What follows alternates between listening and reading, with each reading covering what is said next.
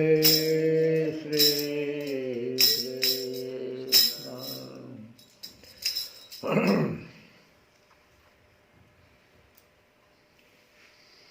कल की कथा में हम लोग सुने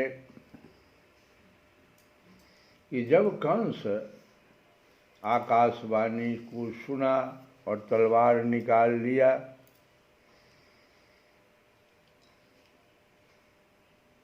अपने ही चचेरी बहन का गर्दन काटने के लिए, तो वसुदेव जी को न रहा गया और वो समझाने लगे कि देखो,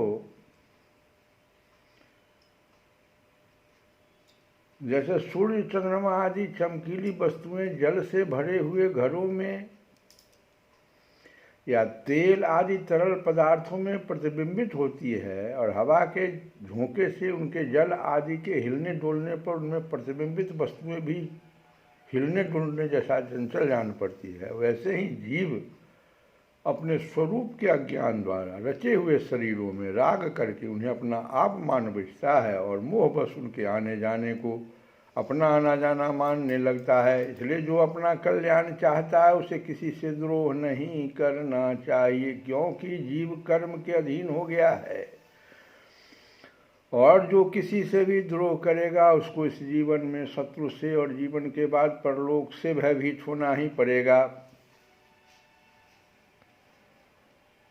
कंस आगे कहते हैं कि कंस सुनो, या आपकी छोटी बहन अभी बच्ची और बहुत दीन है, यह तो आपकी कन्या के समान है, इस पर अभी अभी इसका विवाह हुआ है, विवाह के मंगल चिन्ह भी इसके शरीर पर से नहीं उतरे हैं।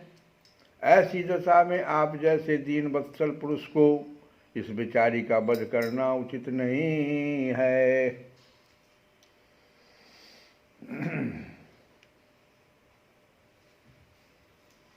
आप भोज वंश के होनहार वंशधर हैं, अपने कुल की कीर्ति बढ़ाने वाले हैं। हे राजकुमार, कंस को कह रहे हैं, बड़े बड़े शूरवीर भी आपके गुणों की सराहना करते हैं। और ये स्त्री कौन है? ये लड़की जो है आपकी बहन, और उस पर भी इसका विवाह का शुभ अवसर, कैसे आप इसको मार सकते हैं?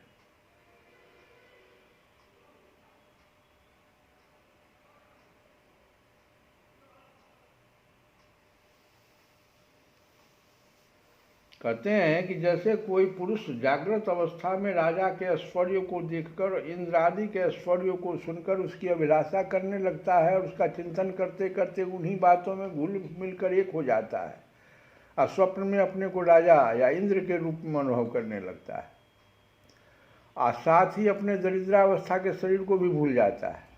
कभी कभी तो जागृत अवस्था में ही मन ही मन उन बातों का चिंतन करते करते तन्मय हो जाता है और उस स्थूल शरीर की सुधि नहीं रहती। वैसे ही जीव कर्मकृत कामना और कामनाकृत कर्म के बस होकर दूसरे शरीर को प्राप्त हो जाता है और अपने पहले शरीर को भूल जाता है।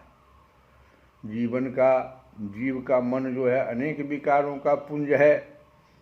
देहांत के समय वह अनेक जन्मों के संचित और प्रारब्ध कर्मों की वासनाओं के अधीन होकर माया के द्वारा रचे हुए अनेक पांच भौतिक शरीरों में से जिस किसी शरीर के चिंतन में तल्लीन हो जाता है और मान बैठता है कि हम मैं हूँ, उसे वही शरीर ग्रहण करके जन्म लेना पड़ता है।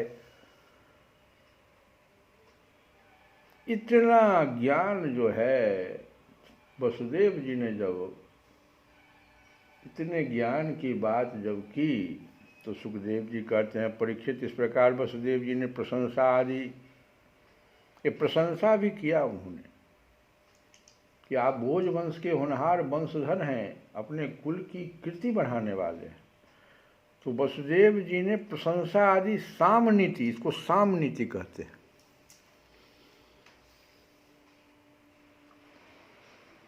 और भय आदि भेद नीति, भय क्या दिखाया कि इस तरह का जो कर्म कर रहे हो तो इस कर्म का फल तो तुमको मिल जाएगा ना, परलोक में भी भयभीत होना पड़ेगा, इस जीवन में भी तुम शत्रु बना लोगे। तो ये भेद नीति हुआ। कंस को बहुत समझाया परंतु वह क्रूर तो राक्षसों का अनुयायी हो रहा था, इसलिए उसने अपने घोर संकल्प को नहीं छोड़ा। वसुदेव जी ने कंस का विकट हठ देखकर यह विचार किया कि किसी प्रकार यह समय तो टाल ही देना चाहिए। तब वे इस निश्चय पर पहुंचे, बुद्धिमान पुरुष को जहाँ तक उसकी बुद्धि और बल साथ दे मृत्यु को टालने का प्रयत्न करना चाहिए। प्रयत्न करने पर भी वह न टल सके तो फिर प्रयत्न करने वाले का कोई दोष नहीं रहता। इसलिए इस मृत्यु रूप कंस को अपने पुत्र दे देने की प्रतिज्ञा करके अंत में वसुदेव जी ने कहा कि भाई ये पुत्र ही तो चाहता है, तो चलो भाई पुत्र दे देने की प्रतिज्ञा करके मैं इस दीन देवकी को बचा लूँ। यदि मेरे लड़के होंगे और तब तक यह कंस स्वयं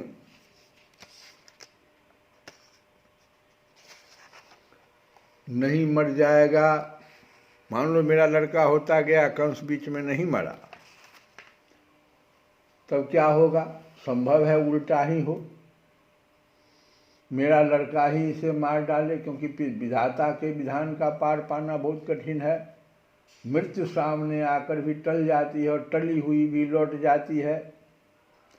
जिस समय वन में आग लगती है उस समय कौन सी लकड़ी जले और कौन सी न जले, दूर की जल जाए और पास की बची रहे, इन सब बातों में और दृष्ट के सिवा और कोई कारण नहीं होता। वैसे ही किस प्राणी का कौन सा शरीर बना रहेगा और किस हेतु से कौन सा शरीर नष्ट हो जाएगा, इस बात का पता लगा लेना बहुत ही कठिन है। अपनी बुद्धि के अनुसार ऐसा निश्चय करके सब मन ही मन वसुदेव जी ने निश्चय किया। अब वसुदेव जी ने बहुत सम्मान के साथ पापी कंस की बड़ी प्रशंसा की। परीक्षित, कंस बड़ा क्रूर और निर्लज था, ऐसा करते समय वसुदेव जी के मन में बड़ी पीड़ा भी हो रही थी। फिर भी उन्होंने ऊपर से अपने मुख कमल को प्रफुल्लित करके हंसते हुए कहा, वसुदेव जी ने कहा कि सौम्य, आपको देवकी से तो कोई भय है नहीं, जैसा कि आकाशवाणी भी कह रहा है, भय है पुत्रों से, सो इसके पुत्र मैं आपको लाकर सौंप दूंगा। श्री सुखदेव जी कहते हैं, परीक्षित, कंस जानता था कि वसुदेव जी के वचन झूठे नहीं होते और इन्होंने जो कुछ कहा है वह युक्ति संगत भी है, इसलिए उसने अपनी बहन देवकी को मारने का विचार छोड़ दिया। इससे वसुदेव जी बहुत प्रसन्न हुए और उसकी प्रशंसा करके अपने घर चले आए। देवकी बड़ी सती साध्वी थी, सारे देवता उसके शरीर में निवास करते थे। समय आने पर देवकी के गर्भ से प्रतिवर्ष एक एक करके 8 पुत्र तथा 1 कन्या उत्पन्न हुई। पहले पुत्र का नाम था कीर्तिमान। वसुदेव जी ने उसे लाकर कंस को दे दिया। ऐसा करते समय उन्हें कष्ट तो अवश्य हुआ, परंतु उससे भी बड़ा कष्ट उन्हें इस बात का था कि कहीं मेरे वचन झूठे न हो जाएं। परीक्षित, सत्य संध पुरुष बड़े से बड़ा कष्ट भी सह लेता है। ज्ञानियों को किसी बात की उपेक्षा नहीं होती। नीच पुरुष बुरे से बुरा काम भी कर सकता है, और जो जितेंद्रिय है, जिन्होंने भगवान को हृदय में धारण कर रखा, वे सब कुछ त्याग सकते हैं। जब कंस ने देखा कि वसुदेव जी का अपने पुत्र के जीवन और मृत्यु में समान भाव है एवं वे सत्य में पूर्ण निष्ठावान भी हैं, तब वह बहुत प्रसन्न हुआ और उनसे हंसकर बोला, वसुदेव जी, आप इस नन्हे से सुकुमार बालक को ले जाइए, इससे मुझे कोई भय नहीं है, क्योंकि आकाशवाणी ने तो ऐसा कहा था कि देवकी के 8वें गर्भ से उत्पन्न संतान के द्वारा मेरी मृत्यु होगी। वसुदेव जी ने कहा, ठीक है, और उस बालक को लेकर वे लौट आए। परंतु उन्हें मालूम था कि कंस बड़ा दुष्ट है और उसका मन उसके हाथ में नहीं है, वह किसी क्षण बदल सकता है, इसलिए उन्होंने उसकी बात पर विश्वास नहीं किया। परीक्षित, इधर भगवान नारद कंस के पास आए और उससे बोले कि कंस, ब्रज में रहने वाले नंद आदि गोप, उनकी स्त्रियां, वसुदेव आदि वृषनिवंशी यादव, देवकी आदि यदुवंश की स्त्रियां,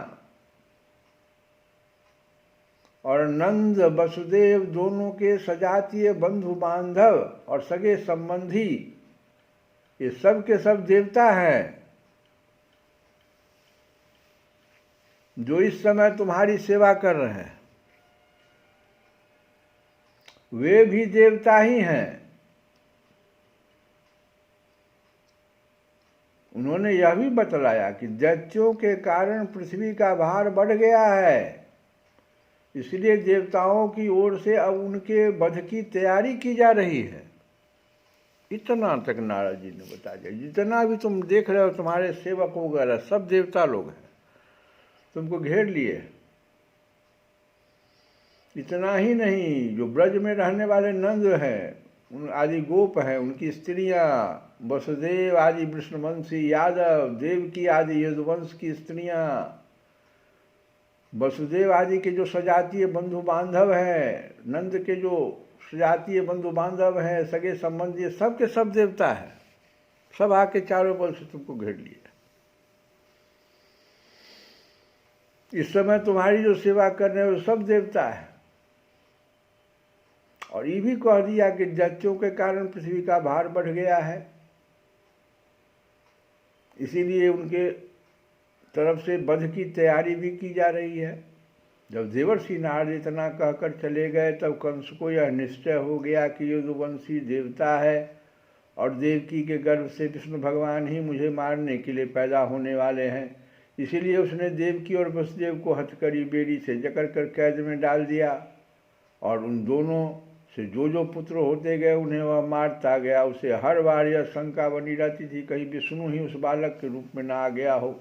परीक्षित, पृथ्वी में यह बात प्रायः देखी जाती है। अब यहाँ पर सुखदेव जी कहते हैं कि परीक्षित सुनो, पृथ्वी में यह बात प्रायः देखी जाती है कि अपने प्राणों का ही पोषण करने वाले लोभी राजा अपने स्वार्थ के लिए माता पिता भाई बंधु और अपने अत्यंत हितैषी इष्ट मित्रों को भी हत्या कर डालते हैं। ये बहुत दिनों से यह दिखा है, पृथ्वी पर ऐसा देखा गया है। सुखदेव जी कह रहे हैं अपने प्राणों का ही पोषण करने वाले लोभी राजा अपने स्वार्थ के लिए माता पिता भाई बंधु और अपने अत्यंत हितैषी इष्ट मित्रों की भी हत्या कर डालते। कंस जानता था कि मैं पहले कालनेमी असुर था और विष्णु ने मुझे मार डाला था, इससे उसने यदुवंशियों से घोर विरोध ठान लिया। कंस बड़ा बलवान था। उसने यदु भोज और अंधक वंश के अधिनायक अपने पिता उग्रसेन को कैद कर लिया। ये उग्रसेन जो थे, ये यदु वंश, भोज वंश, अंधक वंश, जो वृष्णिवंशी वगैरह सब के ये राजा थे उस समय में। क्या किया उसने? पहले उग्रसेन को, अपने पिता को ही कैद कर लिया और सूरसेन देश का राज्य वह स्वयं करने लगा। उस समय में उस देश का नाम था सूरसेन, जहाँ के ये उग्रसेन राजा थे। और ये लोग जो थे यदुवंशी, भोजवंशी, अंधकवंशी, ये सब जो है उनके अधीन थे। उन सब में अधिनायक लोग थे।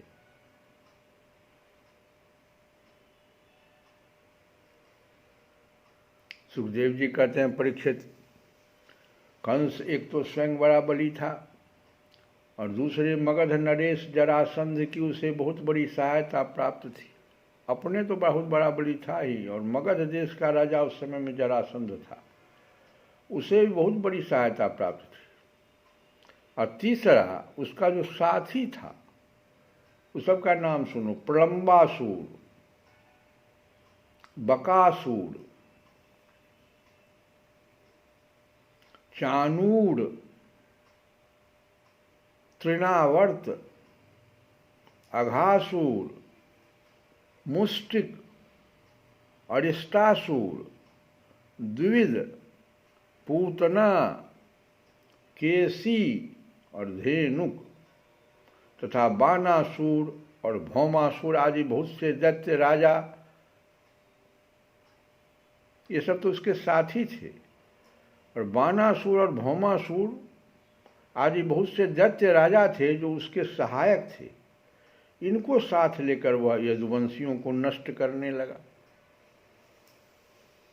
नारद जी जो कह दिए कि ये सब जो है ना, ये सब देवता के रूप में आ गया है, जितना भी यदुवंशी है, वृषणिवंशी है, इसके जितने भी सगे संबंधी हैं, सब देवता लोग हैं जो तुमको मारने के लिए चारों ओर से घेर लिए हैं।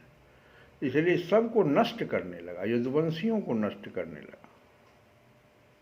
वे लोग भयभीत होकर कुरु, पंचाल, केकई, साल्व, विदर्भ, निषध, विदेह और कौशल आदि देशों में जा बसे।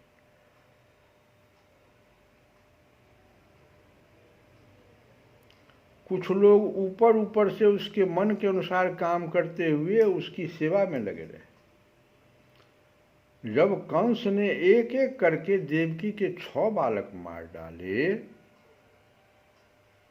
तब देवकी के 7वें गर्भ में भगवान के अंश स्वरूप श्री शेष जी, और शेष जी पहले क्यों आए, इस पर कहा जाता है कि शेष भगवान ने विचार किया कि रामावतार में मैं छोटा भाई बना, इसी से मुझे बड़े भाई की आज्ञा माननी पड़ी, और बन जाने से मैं उन्हें रोक नहीं सका। श्री कृष्णावतार में मैं बड़ा भाई बनकर भगवान की अच्छी सेवा कर सकूंगा, उसमें ठीक से मुझसे सेवा हुई नहीं, बन जाने से भी नहीं रोक सका उनको, इसीलिए अब इनका बड़ा भाई बनकर भगवान की अच्छी सेवा कर सकूंगा, इसीलिए वे श्री कृष्ण से पहले ही गर्भ में आ। ऐसा आचार्य लोग कहते हैं। तो 7वें गर्भ में भगवान के अंश स्वरूप श्री शेष जी, जिन्हें अनंत भी कहते हैं, इन्हीं का नाम अनंत भी है। ओम अनंताय नमः, ओम अच्युताय नमः, ओम अनंताय नमः, ओम गोविंदाय नमः। ये सब में जो यो लगता है ना, ये चतुर्थी है विभक्ति, इसका चतुर्थी विभक्ति में हो जाता है भगवान के लिए, के भगवान के लिए, सब कुछ भगवान का, भगवान के का के की, इसीलिए लगता है नारायणाय नमः, अच्युताय नमः, अनंताय नमः। नमः मने न मेरा, सब भगवान का, भगवान के लिए, ये मंत्र का अर्थ है। और नमः का अर्थ नमस्कार भी होता है, लेकिन असली अर्थ इसका यही है। तो ये अनंत भी इनको कहा जाता है। तो जिन्हें अनंत भी कहते हैं, पधार गए 7वें गर्भ के रूप में। बोलिए श्री शेष जी भगवान की जय, अनंत भगवान की जय। और आनंद स्वरूप शेष जी के गर्भ में आने के कारण देवकी को स्वाभाविक ही बड़ा हर्ष हुआ। भगवान के जो अंश आ गए थे, परंतु कंस शायद इसे भी मार डाले, इस भय से उनका शोक भी बड़ा बढ़ गया। विश्वात्मा भगवान ने देखा कि मुझे ही अपना स्वामी और सर्वस्व मानने वाले यदुवंशी कंस के द्वारा बहुत ही सताए जा रहे हैं। तब उन्होंने अपनी योग माया को यह आदेश दिया कि देवी कल्याणी, तुम ब्रज में जाओ, वह प्रदेश ग्वालों और गौओं से सुशोभित है। उस ब्रज में जाओ जो प्रदेश ग्वालों और गौओं से सुशोभित है। वहाँ नंद बाबा के गोकुल में वसुदेव की पत्नी रोहिणी निवास करती है। वसुदेव जी की एक पत्नी रोहिणी थी, तो कंस के भय से उनको नंद बाबा के घर पर जाके लोग रखाया था। वहाँ नंद बाबा के गोकुल में वसुदेव की पत्नी रोहिणी निवास करती है। उनकी और भी पत्नियां कंस से डरकर गुप्त स्थानों में रह रही है। इस समय मेरा वह अंश जिसे शेष कहते हैं, देवकी के उदर में गर्भ रूप से स्थित है। उसे वहां से निकालकर तुम रोहिणी के पेट में रख दो। ये योग माया से भगवान आदेश योग माया को। कल्याणी, अब मैं अपने समस्त ज्ञान बल आदि अंशों के साथ देवकी का पुत्र बनूंगा और तुम नंद बाबा की पत्नी यशोदा के गर्भ से जन्म लेना। इतना भगवान जो है आदेश दिए और कहे कि तुम क्या करना, लोगों को मुंह मांगे वरदान देने में समर्थ होगी। मनुष्य तुम्हें अपनी समस्त अभिलाषाओं को पूर्ण करने वाली जानकर धूप दीप नैवेद्य एवं अन्य प्रकार की सामग्रियों से तुम्हारी पूजा करेंगे। पृथ्वी में लोग तुम्हारे लिए बहुत से स्थान बनाएंगे और नाम भी तुम्हारा देखो क्या क्या रखेंगे। और दुर्गा, भद्रकाली, विजया, वैष्णवी, कुमुदा, चंडिका, कृष्णा, माधवी, कन्या, माया, नारायणी, ईशानी, शारदा और अंबिका आदि बहुत से नामों से तुमको पुकारेंगे। सब योग माया का भगवान को देखो। अभी पृथ्वी पर जो इतना नाम तुम पढ़ते हो ये सब योग माया का नाम ही है। मूल नाम योग माया। देवकी के गर्भ से चूंकि तुम खींचोगे उनको, शेष जी को, इसीलिए लोग उन्हें संकर्षण भी कहेंगे, क्योंकि खींच के निकालोगे तुम। शेष जी को लोग संसार में संकर्षण भी कहेंगे। लोक रंजन करने के कारण राम कहेंगे और बलवानों में श्रेष्ठ होने के कारण बलभद्र भी कहेंगे।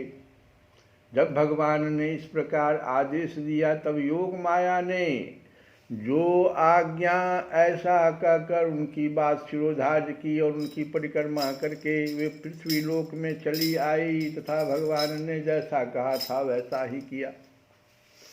और जब योग माया ने देवकी का गर्भ ले जाकर रोहिणी के उदर में रख दिया तब पूर्वासी बड़े दुख के साथ आपस में कहने लगे, हाय बेचारी देवकी का यह गर्भ तो नष्ट ही हो गया। जो मथुरापुर के जो रहने वाले थे, मथुरा के जो रहने वाले थे, उनमें सुबह होके हल्ला हो गया कि देवकी का यह गर्भ तो नष्ट हो गया। भगवान भक्तों को अभय करने वाले हैं, वे सर्वत्र सब रूप में हैं, उन्हें कहीं आना जाना नहीं है। इसलिए वे वसुदेव जी के मन में अपनी समस्त कलाओं के साथ प्रकट हो गए। हम लोग इस कथा को अब कल सुनेंगे। आज एक भगवान का भजन हम लोग जो कल गा रहे थे कि जमुना किनारे मेरो गाँव, सांवरा आ जाना, जमुना किनारे मेरो गाँव, सांवरा आ जाना,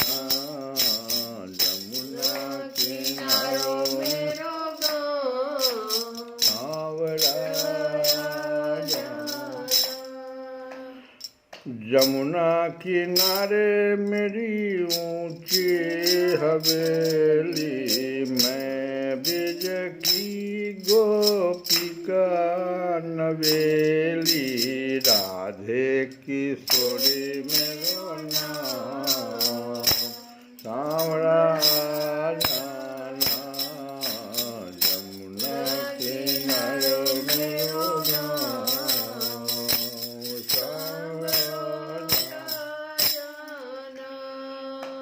मल मल के स्नान कराऊं, घिस घिस चंदन तिलक लगाऊं, तिलक लगाऊं, तिलक लगाऊं, पूजा करूंगी सुबह शाम, सांवरा जमुना किनारे मेरो गाँव,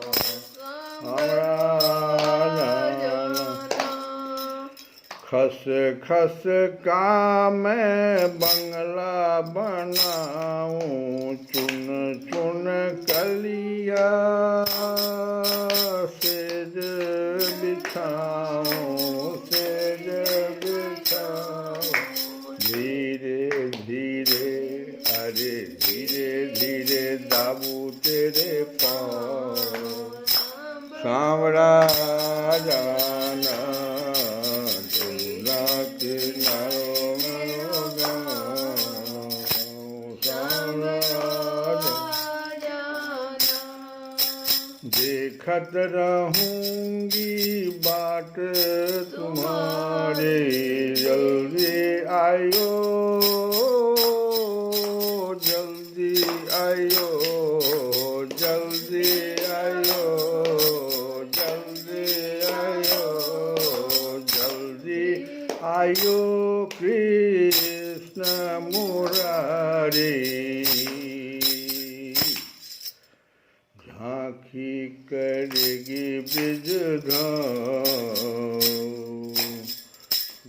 ओहो झांकी करेगी ब्रिज माम, हंसी बतरा जाना जमुना किनारो मेरो गाँव।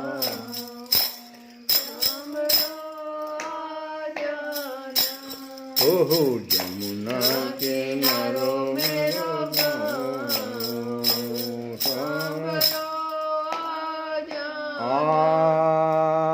जाना। श्री कृष्ण गोविंद हरे मुरारे।